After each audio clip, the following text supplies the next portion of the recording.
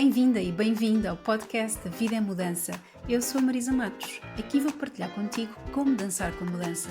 Vens comigo nesta dança? Olá! Recentemente estive a dar uma formação a famílias, no Dia da Família, e falámos muito sobre as famosas birras ou explosões emocionais.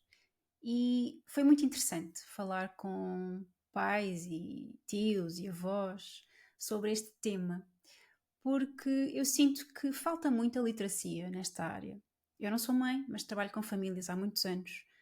Trabalhei muitos anos como terapeuta ocupacional com crianças e observei diretamente explosões emocionais e apercebi-me que de facto é muito mais desafiante para nós do que para a criança. Então, à medida que eu fui lendo e estudando sobre o tema, percebi que recentemente se descobriu, e quando eu digo recentemente foi nos últimos 10 anos, descobriu-se que o nosso cérebro é o último órgão a desenvolver-se. Então, parece que até aos 25 anos, e até há um estudo que fala em 30 anos, portanto, vejam só, mas até aos 25 anos o nosso cérebro continua a desenvolver-se. E há uma parte do cérebro que é muito importante para a regulação emocional, que é o córtex pré-frontal, que é esta parte aqui da frente. E como é responsável pela regulação das emoções e pela regulação dos impulsos, como devem imaginar, uma criança não consegue gerir as emoções da mesma forma que um adulto. Então, o que este estudo nos diz é que a partir dos 25 anos nós temos a responsabilidade de conseguir e temos a capacidade de nos autorregular. Eu acredito que muitos desenvolvem até antes dos 25. Ainda assim, o estudo fala nos 25 anos. O que é que isto significa? Que eu, enquanto adulto, na relação com uma criança, enquanto estou-me a relacionar com uma criança, eu sou responsável pela regulação emocional. Ou seja, eu tenho capacidade para me autorregular e tenho a responsabilidade de ajudar aquela criança a se autorregular. E a isso chamamos de corregulação. O que é que acontece muito hoje em dia? Temos adultos que nunca aprenderam a regularem-se de forma saudável. Então, isto é um grande problema. Temos uma criança que sem capacidade de se autorregular e um adulto que não aprendeu a regular-se de forma saudável. Estão a imaginar, mesmo que eu, não estão? Estou-me a rir para não chorar. Isto vem reforçar a importância dos adultos terem formas e aprenderem mecanismos de se autorregularem. Então, se uma criança tem uma explosão emocional, mais chamada de birra, mais conhecida como birra, é normal que ela precise de ser acolhida. É importante que o adulto respire fundo, mantenha a calma, se for preciso afastar-se um pouco. É muito importante que o adulto entre em contacto com as suas próprias necessidades, entre em contacto com gatilhos que aquela situação está a trazer ao de cima. Então é muito importante os adultos fazerem um trabalho de autoconhecimento, fazerem um trabalho de desenvolvimento pessoal, eventualmente estudarem estes assuntos para conseguirem sentir-se melhor na relação que têm com a criança, seja ela filho, afilhado, aluno, enteado, por aí fora.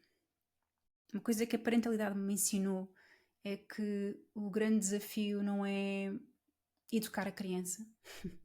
O grande desafio é lidar com as emoções que os comportamentos da criança despertam em nós. Que às vezes são emoções muito difíceis e que nós, enquanto crianças, ninguém nos ensinou a lidar de forma saudável com aquilo. Muitas vezes fomos ensinados a evitar emoções desagradáveis e não é essa a forma saudável de gerir estas emoções. Outra coisa também muito interessante que eu tenho lido é a melhor forma de um adulto regular o seu sistema nervoso é respondendo às suas necessidades básicas o mais rápido possível. E isto é muito comum nos pais quando têm a seu cargo uma criança pequena e é muito exigente toda a rotina e tudo aquilo que a nossa sociedade pede de horários, de atender a isto, aquilo, aquilo outro. é muito exigente. Então, acontece muitas vezes essas necessidades básicas serem ignoradas. Vamos imaginar, eu sou mãe, eu tenho sede e eu vou prolongar a resposta àquela necessidade porque estou focada na criança ou porque estou focada na rotina do meu dia. Ou eu tenho vontade de ir à casa de banho e não vou logo. Ou eu tenho uma pequena fome e em vez de comer um snack, vou esquecendo isso. E é muito interessante isto. Quanto mais eu ignoro estas necessidades básicas, mais eu estou a dizer ao meu corpo que ele não está seguro. E mais o meu sistema nervoso vai ficar em estado de alerta. Então imaginem,